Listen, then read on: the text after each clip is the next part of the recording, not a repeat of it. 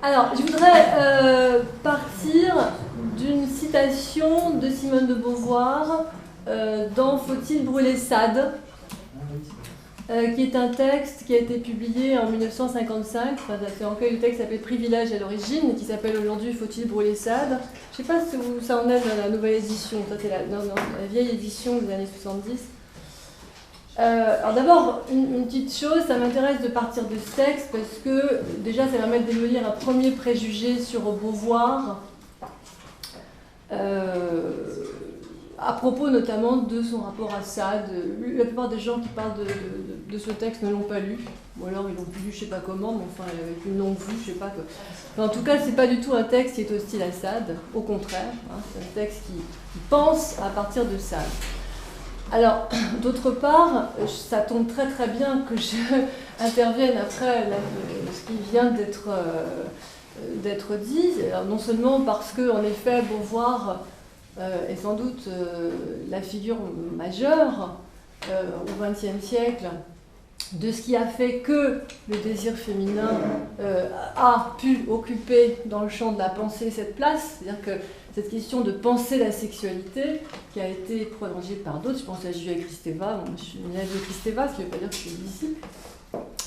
Ça a été prolongé évidemment dans toutes sortes de directions, mais en effet, je veux dire, ça part de Simone de Beauvoir. Donc c'est particulièrement intéressant de repartir de Simone de Beauvoir elle-même, et ce que je voudrais montrer, c'est que Beauvoir, dans son destin personnel, elle a préfiguré précisément les directions que vous avez indiquées dans lesquelles on est allé à partir de cette ouverture qui a été de penser le féminin et de penser la sexualité féminine. Dans son propre destin, du coup, elle s'est trouvée, peut-être avant toutes les autres, peut-être, ou en tout cas avant beaucoup, elle s'est trouvée confrontée exactement aux impasses que vous avez indiquées dans l'intervention précédente. Donc c'est ça qui me paraît vraiment bien. Donc voilà, ça tombe très très bien. Alors, cette citation de Beauvoir, donc c'est à la fin de Faut-il brûler Sade, c'est un peu sa conclusion. Donc évidemment, là, Sade, il s'agit de penser la sexualité, et de penser la sexualité et essayer de penser aussi les conséquences de cette pensée sur la sexualité, les conséquences éthiques, voire les conséquences politiques, et puis les conséquences en termes de la question du bonheur individuel. Alors voilà ce qu'elle dit. Je vais un peu triturer le texte, je vais prendre des petits bouts. Le rêve caressé par le XVIIIe siècle de concilier les individus au sein de leur immanence est, de toute façon, impraticable. Et elle continue plus loin.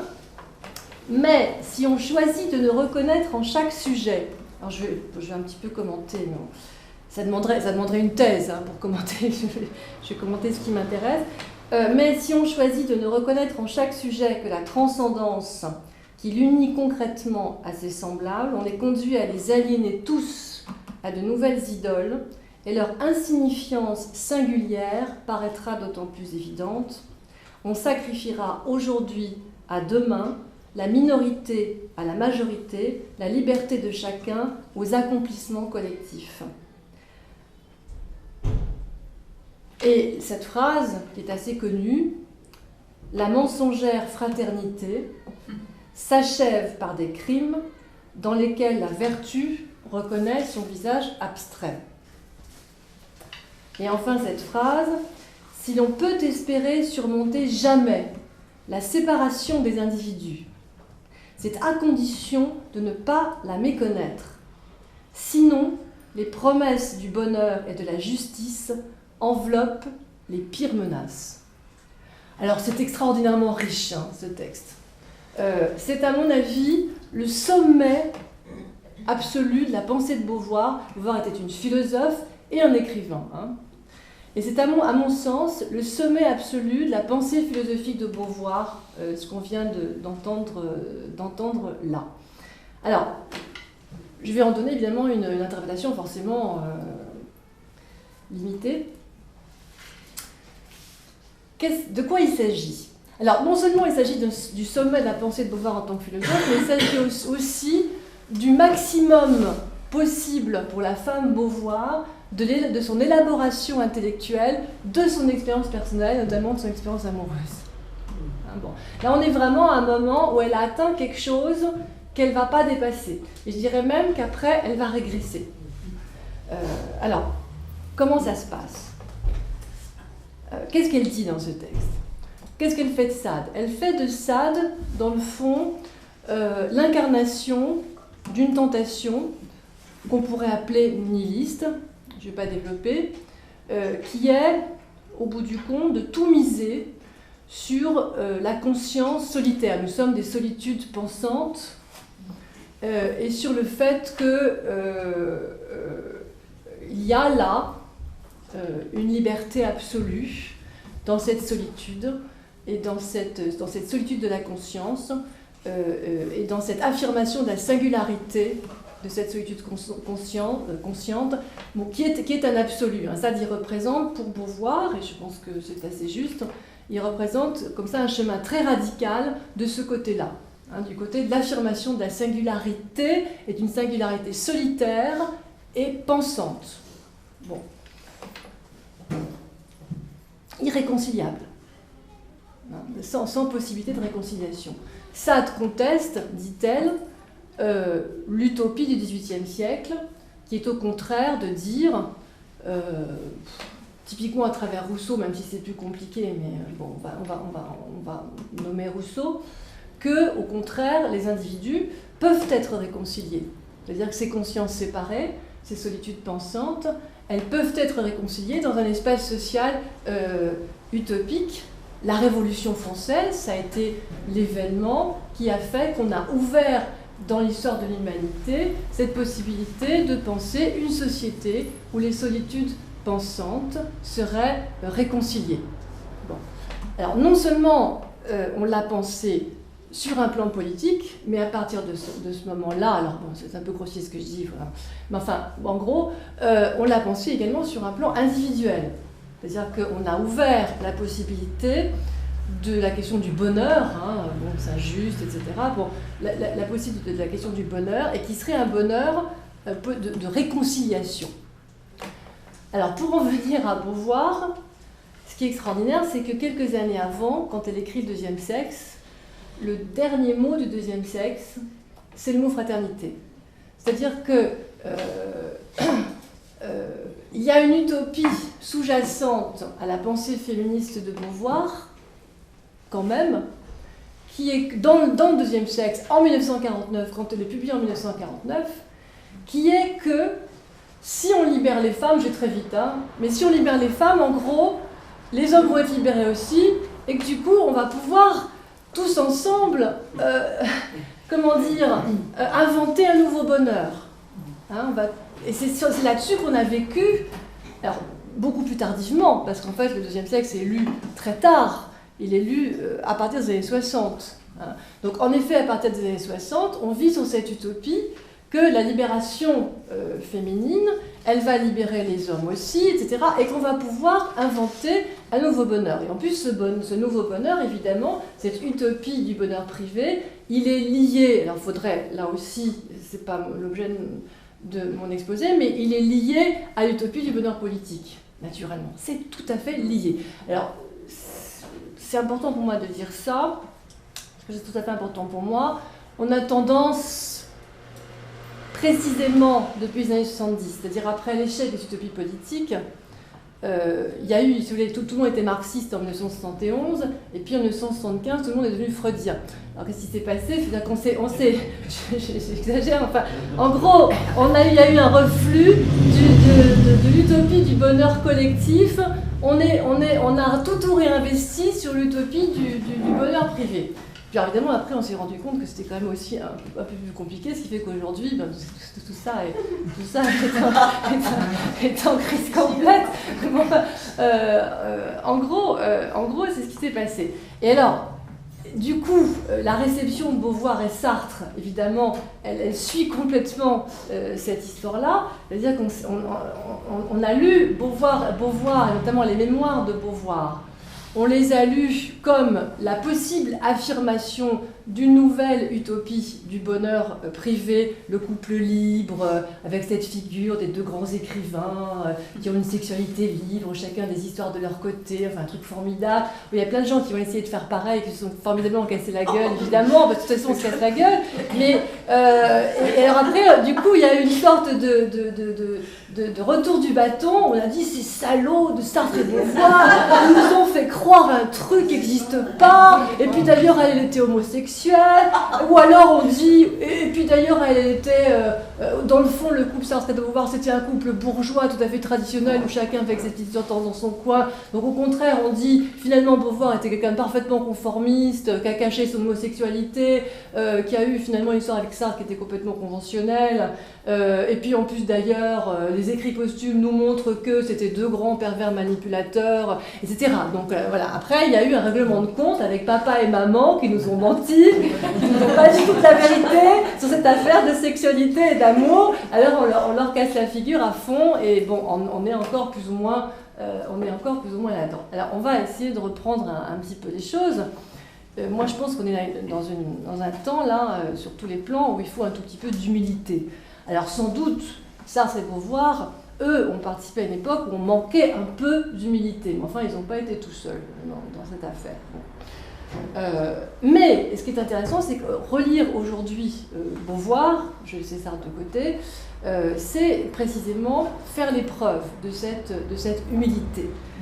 Et ce que je viens de lire là, un petit bout, mon bouquin, ce que je viens de lire là, c'est l'expression de cette humilité, précisément, par rapport à ce désir de bonheur privé et de bonheur collectif. Qu'est-ce que dit Beauvoir dans ce texte ? Elle dit « on est des consciences séparées et on ne peut pas dépasser cela ». Et en même temps, eh bien, Beauvoir elle-même, elle n'arrête pas de vouloir dépasser cette impossibilité. Dans sa vie personnelle, et même, je dirais, dans sa vie intellectuelle et sa vie d'écrivain. Qu'est-ce que je veux dire par là ? Allons tout de suite au fait. Beauvoir, toute sa vie, a une conception de l'amour que je n'hésite pas à qualifier de religieuse, dont le fondement même est l'histoire catholique. Elle a une éducation catholique. Et sa conception de l'amour vient de Claudel. Là, je ne vais pas développer, je renvoie à ce que j'ai écrit là-dessus, vient de Claudel, essentiellement.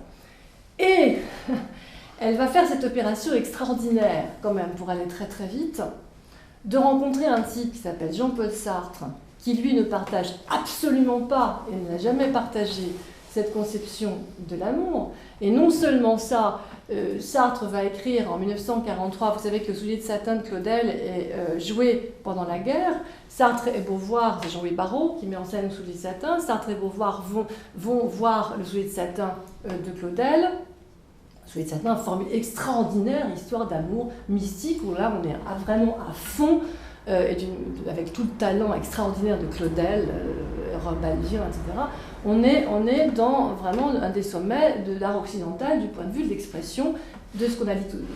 Il faut remonter au XIIe siècle pour défiler cette tradition, mais là on est dans des sommets de l'art occidental en ce qui concerne cette question de l'amour mystique et justement du rapport entre l'amour, je dirais, privé, charnel, et puis l'amour christique religieux, de type religieux. Et qu'est-ce que va faire Sartre ?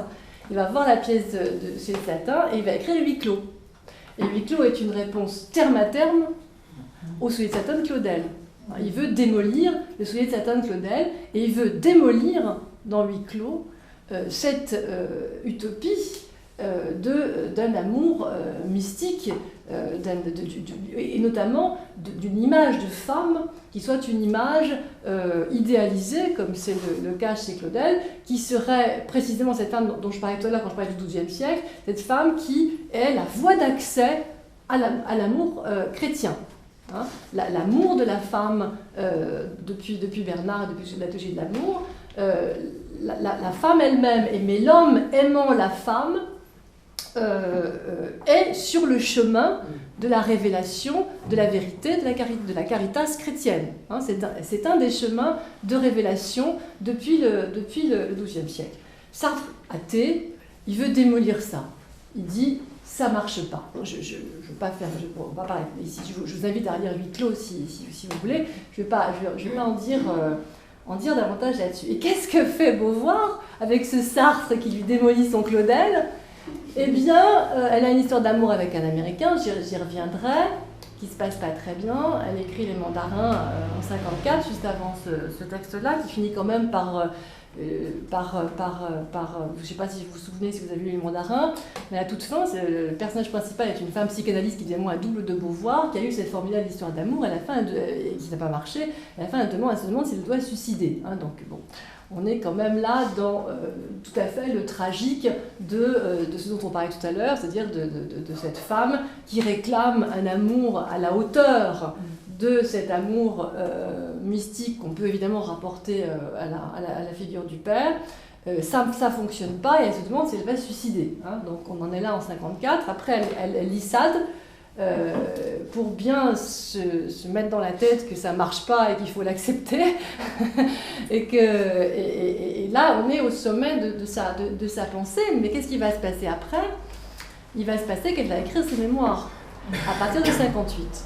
Et qu'est-ce qu'elle va faire dans ses mémoires? Elle va construire une sorte de monument qui a donc beaucoup été lu dans les années 70 et qui va servir de modèle à toute une génération. Elle va construire un monument vraiment au sens funéraire à son amour pour Sartre. C'est-à-dire qu'elle va entièrement reconstruire son histoire d'amour avec Sartre, comme si cette histoire d'amour, au bout du compte, n'avait pas bougé depuis qu'ils se sont rencontrés l'année de l'agrégation en 1929. Et comme si ça continuait toujours, c'est qu'elle va fabriquer un mythe complètement, de toutes pièces, hein, y compris le mythe de leur rencontre. Là encore, je le montre dans un texte très précisément. On le voit très bien quand on lit des cahiers de jeunesse qui ont été publiés en 2008, puisque là, dans les cahiers de jeunesse, c'est son journal au moment où elle rencontre Sartre. Donc là, on voit bien que ce n'est pas du tout la même chose que ce qu'elle va reconstruire dans La Force de l'âge, c'est-à-dire le deuxième volume de ses mémoires. Et quand Sartre lit ça, il rigole. Il lui dit, mais enfin, Castor, vous délirez complètement, là. Notre histoire, ça n'a rien à voir avec ça. Enfin, qu'est-ce que c'est que cette construction? Bon.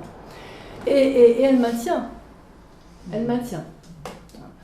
Alors, c'est ça qui est intéressant. Moi, mon point de vue, c'est pas de dire Beauvoir, la pauvre, elle n'a pas réussi à dépasser un certain stade d'élaboration, la prendre de haut en disant la pauvre femme, elle a été féministe, puis finalement elle est tombée dans le panneau de toutes les envoyer un mot vulgaire, mais enfin, de toutes les femmes qui se laissent avoir par ces sortes de princes charmants, etc. C'est absolument pas mon propos. Mon propos est au contraire de revenir à ce texte et de montrer qu'en fait, l'humilité à la fois intellectuelle, l'humilité psychologique, c'est de dire que nous sommes tous traversés par, nous sommes tous dans une sorte de champ de force, avec deux pôles, qui sont d'une part la conscience séparée, c'est-à-dire la volonté d'être des consciences séparées, entièrement libres, etc. On pourrait après l'interpréter en termes psychanalytiques, mais ça, je ne suis pas psychanalyste, c'est pas mon sujet. D'une part, donc le pôle sadien, si vous voulez, et puis d'autre part, l'irréductible foi, ce que j'appellerais la foi, qui évidemment, c'est un mot religieux, mais qui dépasse, quand je l'emploie, ça dépasse le champ religieux. C'est à mon sens ce qui se passe dans un certain type de sentiment amoureux également. La foi, et la foi c'est quoi? C'est la nostalgie d'unité. Alors là encore, on peut l'interpréter en termes psychanalytiques comme régression narcissique ou tout ce qu'on veut, ou ce que Freud, moi j'admire énormément le texte de Freud qui s'appelle Psychologie des masses et analyse du moi, où Freud montre que toutes les formations collectives, l'armée, l'église, les partis, on pourrait continuer comme ça, évidemment ont un rapport avec un certain type de régression narcissique. Bon, on peut l'interpréter comme ça, moi ça ne me dérange pas, à condition que la psychanalyse ne serve pas à forclore les champs de réflexion. C'est-à-dire, d'un côté, il y aurait le psychique, de l'autre côté, il y aurait le politique, etc. À mon sens, il faut essayer de penser tout ensemble, et c'est un peu ça la difficulté. Donc à mon sens, dans ce Faut-il brûler Sade, Beauvoir, elle est arrivée à dire cela. C'est-à-dire qu'elle... Enfin, en tout cas, à se dire à elle-même, plutôt, donc j'en dis plus que ce qu'elle n'en dit en réalité dans ce texte, mais à se dire à elle-même que ce besoin qu'elle a, de ce que j'appelle l'amour absolu, donc je vais y revenir très précisément, eh bien, ça ne marche pas parce qu'il y a la séparation de la conscience, on est des consciences séparées, et qu'il faut s'y faire. Donc il y a du manque, si vous voulez, on pourrait dire comme ça. Il y a un manque irréductible, il y a quelque chose qui ne fonctionne pas de manière irréductible et qu'il faut s'y faire. Bon. Et puis après, quand elle écrit les mémoires, donc, c'est comme si elle avait oublié qu'il fallait s'y faire, elle construit le mythe. Et le mythe, il est au contraire dans la volonté de faire du plein, on pourrait dire, de colmater toutes les brèches, et puis de dire, ben voilà, on est le grand Sartre et la grande Beauvoir, et puis on a réussi un truc que personne n'a réussi. Bon, alors, évidemment, après, elle a donné tous les éléments pour qu'après sa mort, on déconstruise le mythe en même temps. C'est ça qui est compliqué. C'est ça qui est intéressant. Elle a donné c'est elle qui a permis évidemment que les textes posthumes soient publiés. Donc elle a de manière posthume, ça c'est intéressant aussi, elle a donné tous les éléments pour que ses lecteurs aient toutes les pièces qui puissent faire en sorte qu'on déconstruise le mythe. Et Beauvoir et Sartre, de ce point de vue, ils sont allés très loin, et c'est là où moi, mon admiration pour eux est tout à fait entière, dans la volonté de transparence, ils sont allés jusqu'au bout. Quand vous lisez la cérémonie des adieux et les entretiens entre Sartre et Beauvoir, la manière dont Sartre parle de sa sexualité, alors pas elle, cela dit, mais en tout cas la manière dont Sartre parle de sa sexualité, c'est complètement incroyable. Quel homme, aujourd'hui, on parlait tout à l'heure des hommes qui se sentent menacés par l'exposition du désir féminin. Là, on a un Sartre qui est dans une position complètement féminine, qui avoue ses fiascos sexuels, sa difficulté à jouir, qui est dans un truc complètement incroyable, dans la dichotomie chez lui entre une certaine sentimentalité et la sexualité. Enfin, vraiment, il y a des choses tout à fait étonnantes. Donc, ils sont allés très très loin. Et Beauvoir aussi, elle a donné toutes les pièces pour qu'on sache tout sur son homosexualité, bien qu'elle ne l'ait pas avoué de son vivant, mais elle a donné toutes les pièces. Alors, vous voyez, donc les choses sont très très compliquées. Bon. Alors, je vais reprendre quand même un petit peu l'histoire de Beauvoir pour voir comment ce champ de force fonctionne. Moi, ce qui m'intéresse aussi, si vous voulez, c'est qu'au-delà du cas Beauvoir, j'ai essayé d'énoncer comme ça quelque chose qui peut avoir une portée universelle, c'est une sorte de deux pôles comme ça, ce que j'appelle la conscience séparée et la foi.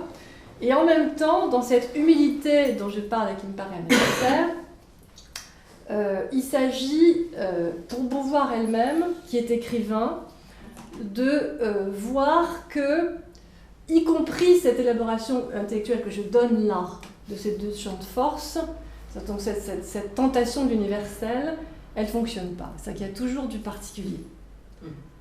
D'accord ? C'est qu'il n'y a jamais quelque chose comme ça de définitif à dire, c'est un champ de force. Hein, bon.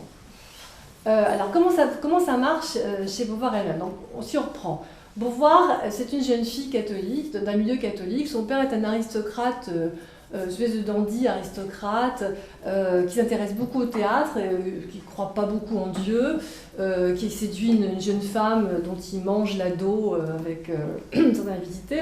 Ils vont au bout de certain temps plus avoir beaucoup d'argent.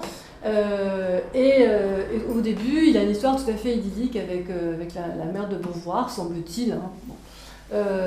Et puis cet homme va faire 2 enfants, donc papa Beauvoir fait 2 enfants à maman Beauvoir, et puis une fois qu'il lui a fait 2 enfants, très classiquement, il a des affaires extra-conjugales au vu au-dessus de tout le monde, de manière quasiment ostentatoire, et la femme, maman Beauvoir, est cantonnée au rôle traditionnel des femmes, donc la révolte de Beauvoir concernant ce destin féminin, il est vraiment complètement en rapport avec le destin de sa propre mère, puisqu'elle voit une femme qui a eu une histoire d'amour vrai avec un homme, et puis une fois qu'il lui a fait 2 enfants, il va à droite à gauche, etc. Elle se trouve cantonnée à son rôle d'épouse et de mère, et puis elle va évidemment fréquenter les églises. Donc là, c'est le curé, et puis les enfants. Bon.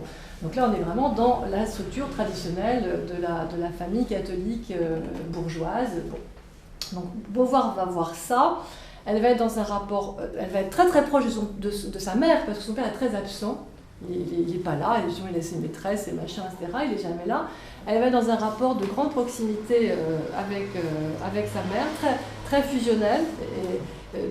Un des textes témoigne qu'il y a une mort très douce sur la mort de sa mère, où elle expose ça, elle expose ce rapport extrêmement fusionnel avec la mère. Et puis, elle va se trouver adolescente, confrontée au désamour du père. Le père ne s'intéresse pas à elle. Il la trouve pas belle, il le lui dit, un homme tout à fait sympathique, et il lui dit qu'elle n'est pas très belle et qu'en plus elle ne va pas pouvoir trouver un mari parce qu'elle n'a pas de dos, comme il est ruiné, elle va pas pouvoir la doter, donc elle ne va pas pouvoir trouver de mari. Donc si vous voulez, Beauvoir, la jeune Beauvoir à 18 ans, elle se trouve avec le destin traditionnel de la femme dont sa mère lui offrait un modèle en plus assez pathétique, va être de toute façon un destin barré d'avance. C'est-à-dire qu'elle ne peut pas aller de ce côté-là. Et le père lui a dit, tu vas être obligée de travailler. Alors elle commence ses études de philosophie et elle s'investit. Alors, elle s'investit dans une relation père, puisque le père s'intéresse beaucoup au théâtre, lit beaucoup, s'intéresse à la littérature, donc elle va sublimer son rapport au père dans un investissement, dans un surinvestissement dans les études, et notamment les études philosophiques, et elle va devenir cette jeune fille très chaste et très travailleuse, et bosseuse, de manière complètement extraordinaire, qu'elle est à 18 ans, avec un père qui lui a barré le destin de la féminité. C'est ça le destin traditionnel du féminin lui est barré. Le père lui dit, tu es un bas bleu, tu trouveras jamais de mari, les hommes ne s'intéressent pas à ce genre de femme, tu n'es pas mon genre de femme. Enfin vraiment, là il y a un discours du côté du père qui barre vraiment la voie du féminin. Et puis alors, elle va réussir des choses extraordinaires parce qu'elle n'est pas normalienne, elle va faire des études, elle a été élevée dans un collège catholique pour jeunes filles, donc elle va rencontrer d'un coup à la Sorbonne des normaliens et des hommes. Ça fait beaucoup à la fois. C'est-à-dire qu'elle va rencontrer, donc elle n'est pas normalienne comme Simone Veil à l'époque. Il y a très peu de normaliennes à l'époque. Il y a Simone Veil qui fait partie de la même génération. Mais il y a quand même Simone Veil, la philosophe. Bon. Mais il y en a très peu. Mais elle n'a pas cette formation normalienne très solide. Beauvoir, elle a une formation un petit peu comme ça, disons, incomplète. Et elle va se trouver confrontée aux normaliens et à des normaliens hommes.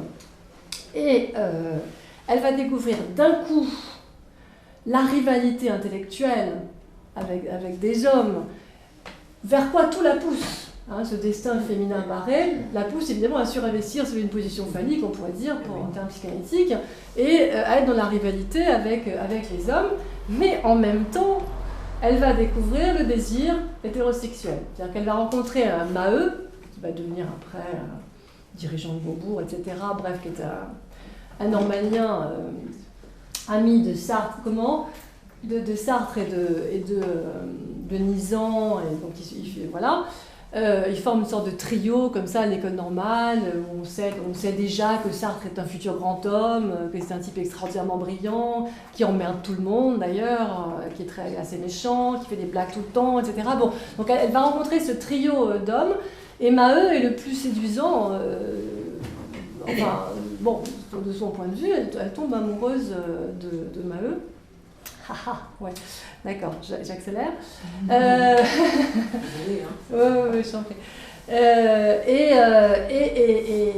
Et en fait, pour aller donc très vite, c'est Sartre qui va, si j'ose dire, emporter le morceau. Elle va se trouver en but à ces trois hommes, et Sartre va lui démontrer d'un seul coup, que c'est lui le meilleur, c'est pas elle, intellectuellement. 2, que le sexe, elle n'y connaît rien, qu'il va lui expliquer parce que lui, il n'est pas vierge. Et 3, en plus, il va un truc encore plus dingue, il va lui dire, mais moi, je veux pas de mariage, et de toute façon, je veux pas être fidèle. En gros, moi, je suis dans une position, en sorte donjuanesque, qu'il affirme comme telle. Donc, on va faire un contrat de 2 ans, puis après, vous vous débrouillez, Simone. Bon. Donc, elle est tombée sur un père qui lui avait barré le destin de la féminité, et puis elle en tombe sur un autre qui lui dit qu'intellectuellement, c'est pas ça, alors qu'ils sont ex aequo à l'agrégation. que le jury a hésité. Finalement, ils ont décrété que Sartre était le premier et Beauvoir deuxième, mais ils avaient les mêmes notes. Bon. Donc ça fait beaucoup. Alors, je vous passe les épisodes. Évidemment, tout ça finit très mal. Ça contrairement à ce qui nous est raconté dans La Force de l'âge, même si elle le raconte autrement, elle le raconte quand même. Mais contrairement à ce qui nous est raconté, tout ça finit par une crise très grave, des deux côtés d'ailleurs. Mais je vais laisser Sartre de côté, du côté de Sartre aussi, il va y avoir une crise très grave. Mais du côté de Beauvoir, elle va frôler la mort, puisqu'elle va tomber malade très très très gravement, à cause de la fameuse histoire du trio. Ils ont eu l'agrégation, ils ont devenu profs de philo. Sartre tombe amoureux d'Olga Kosakiewicz, qui est une élève de Beauvoir. Olga Kosakiewicz, elle est amoureuse de Beauvoir, elles couchent ensemble, elles sont amantes, mais par contre, Olga, Sartre, rien à faire. Donc Sartre, il n'arrive pas du tout à ses fins avec Olga, et il va du coup avoir un délire paranoïde, et qui va surmonter en écrivant La Nausée. Je vais vraiment vite. Hein. Bon.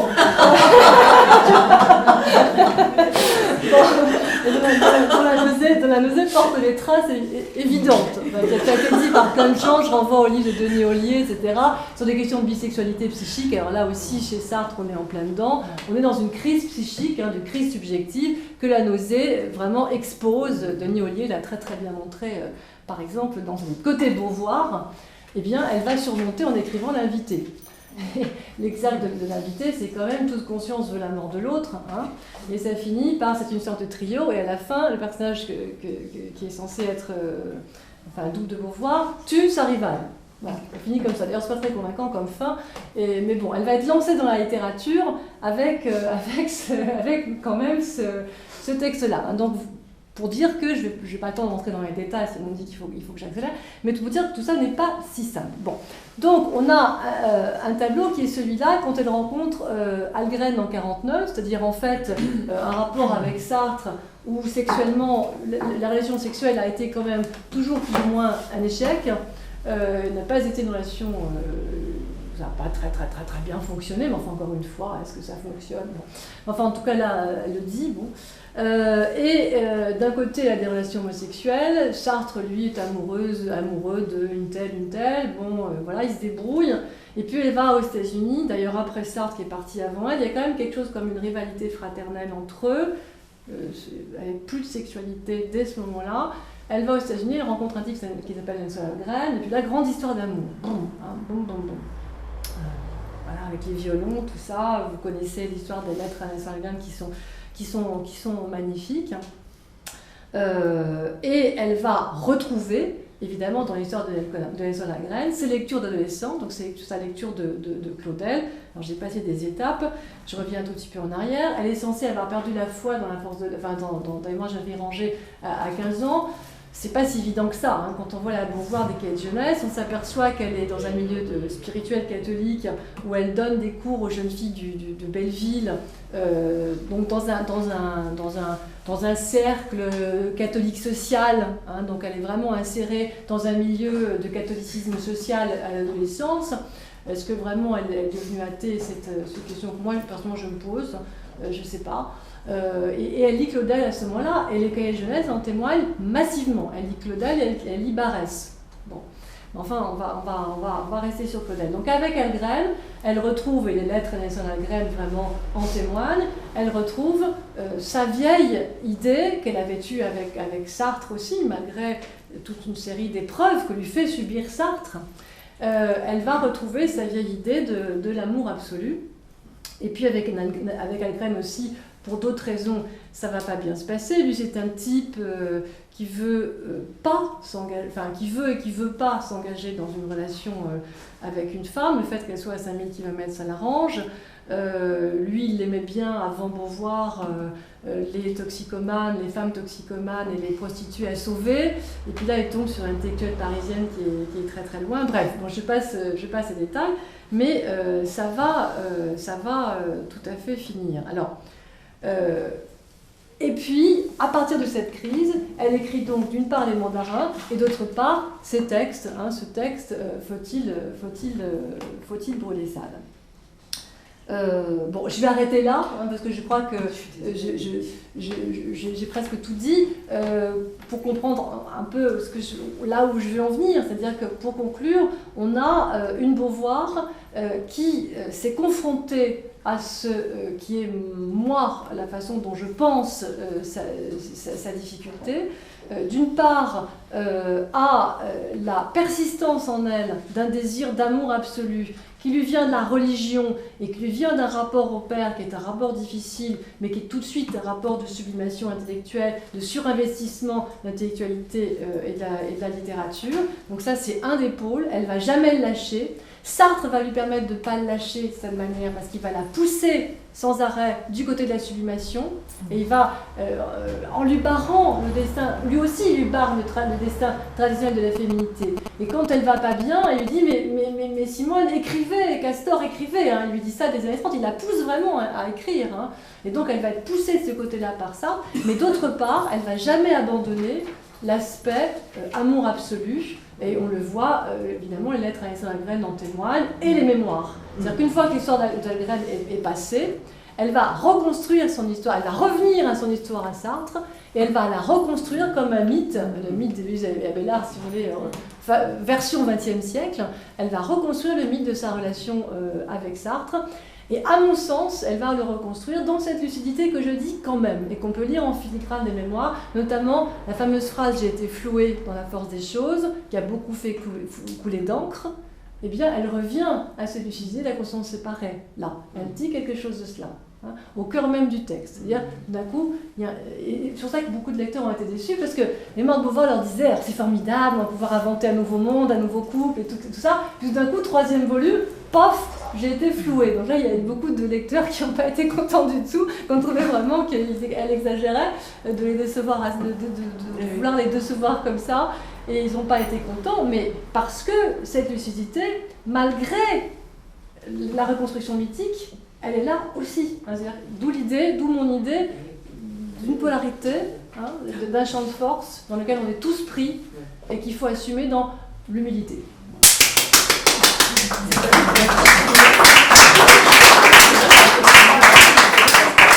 En effet, Pascal, que ça croise très bien, enfin que ça rejoint l'exposé d'Hélène sur le père, puisque j'ai envie de commencer par la fin, là, directement. Est-ce que tu serais d'accord pour dire que justement, comme le soutenait Hélène, dans l'histoire avec Holgren, si vous la connaissez, il y a un choix quand même, hein, qui est fait de la part de Simone de Beauvoir, qui est comment dirais-je, de renoncer quand même à cet amour, hein, de dire non quelque part à cet homme, hein, au nom de sa relation à Sartre. Voilà. Et je pense que c'est une illustration parfaite de ce que Hélène nous disait tout à l'heure, qu'elle va mettre du père, hein, c'est-à-dire vraiment maintenir sa relation à Sartre. Tu as très bien fait le lien avec la similitude qu'il y avait entre la figure du père et la figure de Sartre pour elle. Hein.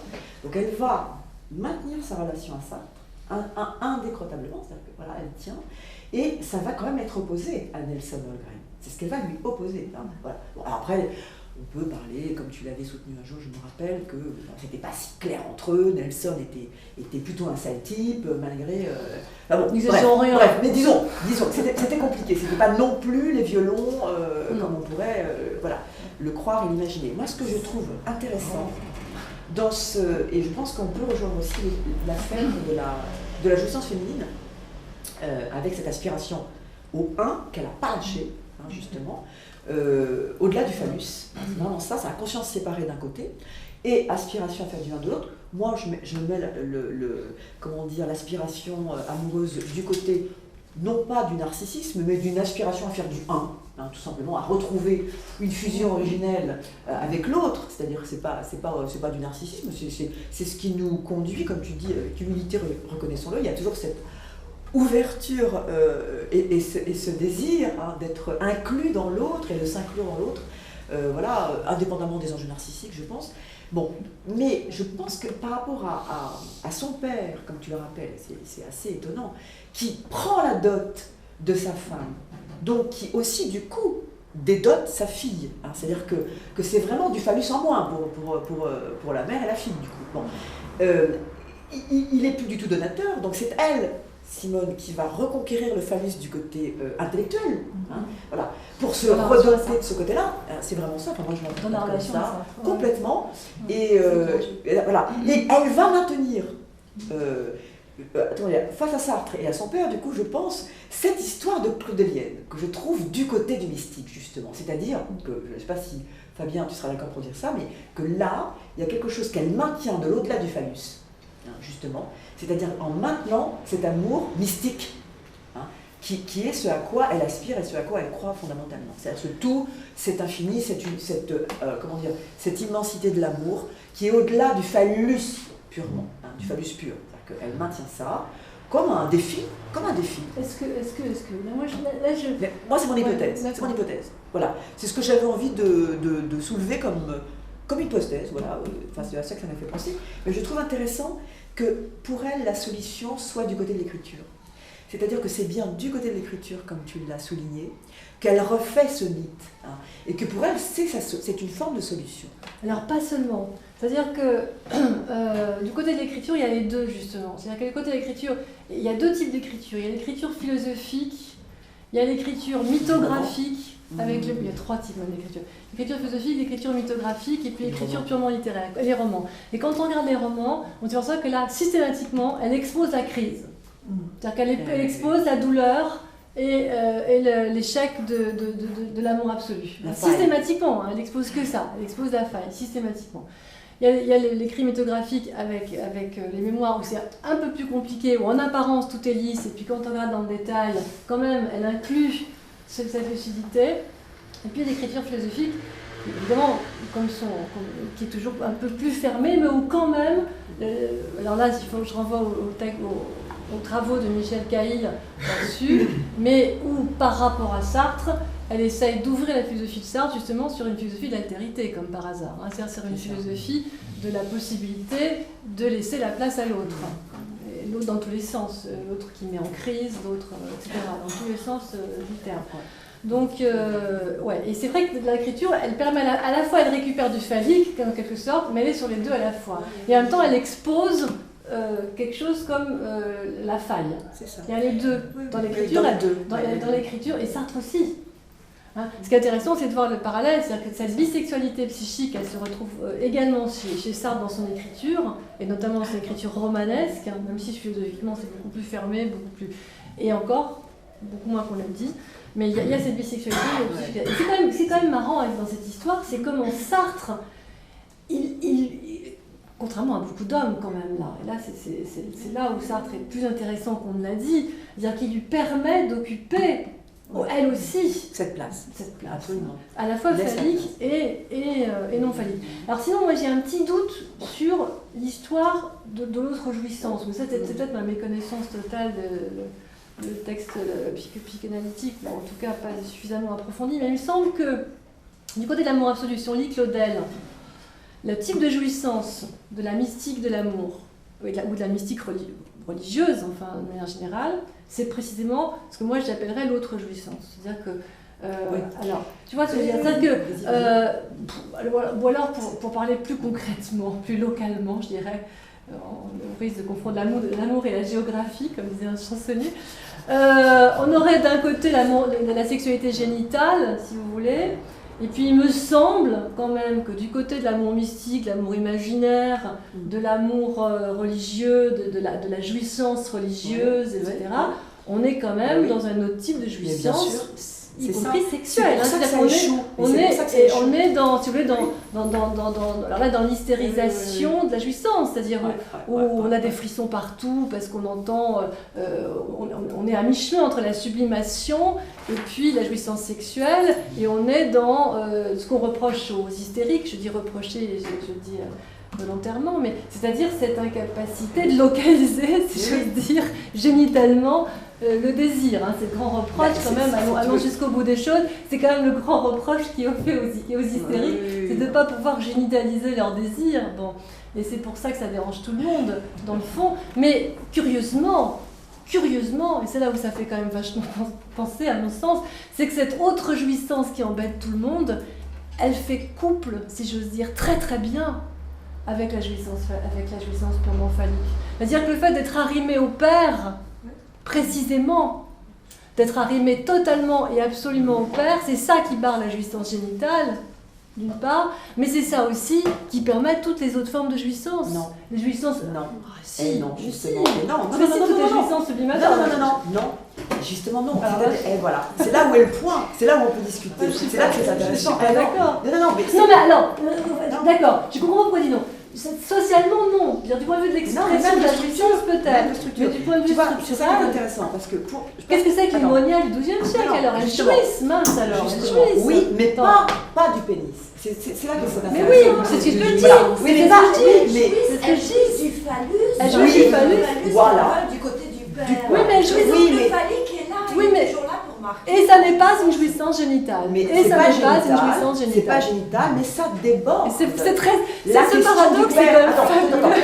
Dieu, on est du côté de Dieu. Attention, on n'est pas du côté du Père. Et là, on est dans l'amour. Mais si, c'est la même chose. Dieu, ça fait jouir. Dieu, ça fait jouir. Dieu, ça fait jouir. Ça fait pas jouir génitalement. Ne confond pas Dieu et le Père, justement. Ah bon? Eh ben non. Et non, et justement, et si on les confond, ben oui, justement, non, elles opposent Dieu au Père. C'est ça qui est intéressant, c'est que Dieu est bien le plein. Non, alors on ne parle pas de la même chose. Mais oui, absolument. C'est ça qu'il faut relever. Non, mais c'est ça qui est intéressant. On ne parle pas du Père réel, naturellement. Mais même le Père dans sa fonction. Le Père dans sa fonction est toujours... Il est toujours fantasmé par le féminin comme étant pas à la hauteur. Celui qui est à la hauteur, justement, il est du côté de Dieu. Il est du côté de celui qui est fantasmé. Non, mais attends. Il est à la hauteur dans la jouissance, il est à la hauteur. Dans la jouissance, je suis désolée, mais dans la jouissance... Dans la jouissance, celui qui est à la hauteur, c'est Dieu. Attention. Celui qui est à la jouissance, c'est Dieu. Voilà. Oui. Non, mais mettons les choses, psychanalytiquement parlant, on ne peut pas aller autrement. Après, on peut ne pas être d'accord, mais en termes des repères psychanalytiques, c'est ça. C'est-à-dire que le Père n'est pas Dieu, justement, sinon on confond. Et justement, le phallus représenté par la fonction paternelle, la mystique bat en brèche, s'arrache. C'est là le patou, c'est là qu'il est au-delà. Et va vers Dieu, et c'est bien dans ce aller vers Dieu qu'on est hors piste phallique. C'est-à-dire qu'on s'aventure au-delà du phallus et de la représentation du phallus par le Père. Voilà. Et quand le soulier de Satan, je trouve ça très intéressant, parce que c'est justement dans le soulier de Satan qu'il y a Dieu en perspective. Et que, c'est magnifique cette pièce, si on la connaît, elle est sublime, parce que justement, dans le soulier il me semble que c'est dans le soulier de Satan, qu'il y a une femme qui dit non. La femme qui dit non à la fin quand elle meurt, c'est dans le soulier de Satan ou c'est... C'est-à-dire qu'en fait, elle passe son temps à dire non. Voilà. Mais charnellement, elle passe son temps à dire non, elle va dire oui d'une autre manière, dans un autre type de jouissance. Exactement. Bon. Donc on est là, on est dans le pariclodélien, j'allais dire, du côté de Simone de Beauvoir, on est dans justement ce qu'elle maintient envers et contre tout, au-delà justement du phallus, et c'est-à-dire au-delà de la représentation fatale, mais qui est un vrai défi, Alors j'ajouterais que de mon point de vue, elle est, par son père et par cette histoire de dot, elle est en effet livrée, cette histoire de Simone de Beauvoir. Moi j'ai eu un flash, quand tu as parlé de poussé par son père, tu n'auras pas de mari, il n'y a plus de dot, etc. Avance ma cocotte, avance. Et du côté de Beauvoir, de Sartre, allez, écris Castor, écris. On est, franchement, je ne sais pas si vous avez vu Opening Night, ce film de Cassavetes, et j'ai eu un flash quand tu parlais, avec le metteur en scène qui dit, comment elle s'appelle Jenna Lawrence, qui est ivre-morte, avant de rentrer en scène, il lui dit avance. Et il est là et il ne la soutient plus du tout. Et on est dans une scène incroyable où elle y va héroïquement, pourrait-on dire, parce qu'elle est seule, absolument. Parce que cette solitude dont tu parles, cette solitude de la conscience séparée, elle l'a bien de là, Simone. C'est-à-dire qu'il n'y a plus d'appui à ce moment-là. Il n'y a plus aucun appui. C'est-à-dire qu'elle a beau s'appuyer sur... voilà.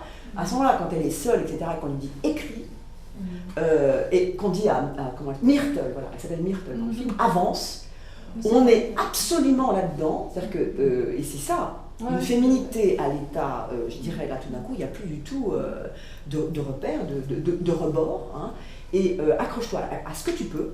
Donc pour Myrtle, c'est quand même le rôle, peu ou prou, c'est-à-dire qu'elle va y aller quand même. elle va y aller sur scène, et Simone, elle va prendre quand même la plume, c'est-à-dire qu'elle va quand même écrire.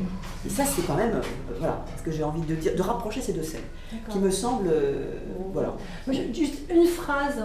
La seule raison pour laquelle je méfie un petit peu cette distinction, Dieu, le Père, etc., c'est qu'à mon sens, du coup, ça risque peut-être de nous faire manquer une forme de lucidité, à mon avis, qui est une lucidité politique, sur le fait que les institutions existantes, je veux dire, toute laïque qu'on puisse les vouloir, elles contiennent toujours cette part, à mon sens, de foi.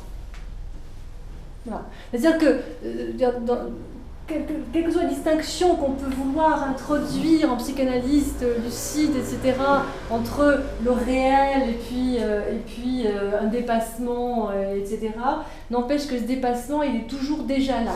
Je veux dire, il est toujours dans l'investissement des institutions, dans l'investissement des figures paternelles existantes, quelle qu'elle soit. Ce dépassement du côté du divin, il est toujours déjà là. Et que si on n'a pas cette lucidité de voir ça, c'est ce que disait Michelet à propos de la Révolution française, voilà. Moi ça m'intéresse, donc je vous dis peut-être encore un mot. Moi, je viens d'écrire un bouquin qui s'appelle Le Dieu des communistes, qui va bientôt sortir, où j'essaie de montrer ça, de montrer que dans le politique, il y a de l'irréductible religieux, quelle que soit la volonté d'athéisme,